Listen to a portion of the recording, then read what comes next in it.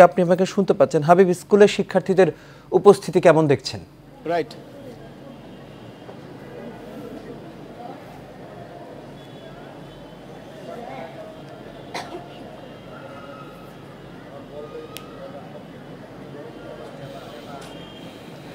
রাজ আসলে ঈদ উল ফিতরের পরে যে তীব্র দাবদাহ শুরু হয়েছিল, তারপর আজকেই প্রথম স্কুল খুললো। এর মধ্যে যে স্কুল খোলার জন্য মাধ্যমিক শিক্ষা অধিদপ্তর থেকে যে কিছু নির্দেশনা দিয়েছে, সেই নির্দেশনা মেনেই আমরা নারায়ণগঞ্জের বিভিন্ন স্কুলগুলোকে খুলতে দেখেছি। আমরা বেশ কয়েকটি স্কুলে সকালে গিয়েছিলাম।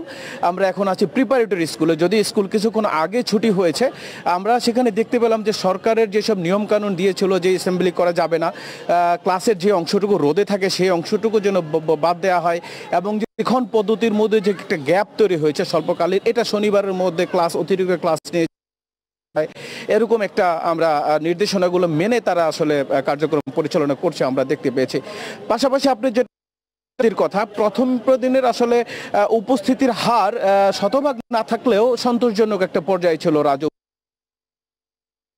কথা বললাম, আসলে তারা বাসায় থাকতে চায় না, তারা আসলে শিক্ষামুখী, তারা শিক্ষায়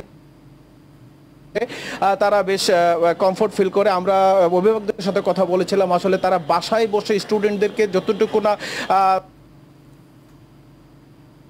সংশ্লিষ্ট থাকাটাই তাদের জন্য অনেকটুকু সন্তোষজনক বলে তারা আমাদেরকে জানিয়েছেন। পাশাপাশি আপনাকে রাজা আরেকটা বিষয় বলতে হয় যে প্রাথমিক, কারিগরি, মাধ্যমিক পর্যায়ে যতগুলো স্কুল আছে সবগুলো যে আজকে যেভাবে খুলছে, যে নিয়মকানুন মেলে, নারায়ণগঞ্জের জেলা প্রশাসন আমাদেরকে জানিয়েছেন তারা আসলে তদারকির মধ্যে রয়েছেন, যাতে করে সরকারি এবং বেসরকারি পর্যায়ে কোনো স্কুলই যে নীতিমালা প্রজ্ঞাপন জারি করা হয়েছে প্রজ্ঞাপনের বাইরে নিয়ম ব্যত্যয় করতে না পারে, সেজন্য তারা আসলে যথেষ্ট পরিমাণে সচেতন রয়েছেন বলে আমাদেরকে জানিয়েছেন। আমরা শিক্ষার্থীর সাথে কথা বলেছিলাম, তারা খুব উৎফুল্ল ক্লাসে এসে যে তারা আজকে ক্লাসে করছে এবং তারা বইয়ের সাথে লেখাপড়া করতে পারছে। আরেকটা বিষয় যেসব স্কুল 2 শিফটে তাদেরকে খোলার যে নির্দেশনা দেওয়া হচ্ছে, আসলে সেক্ষেত্রে আমরা নারায়ণগঞ্জের যে স্কুলগুলো আছে আমরা দেখলাম যে আসলে তারা সেগুলো শতভাগ মেনেই চলছে।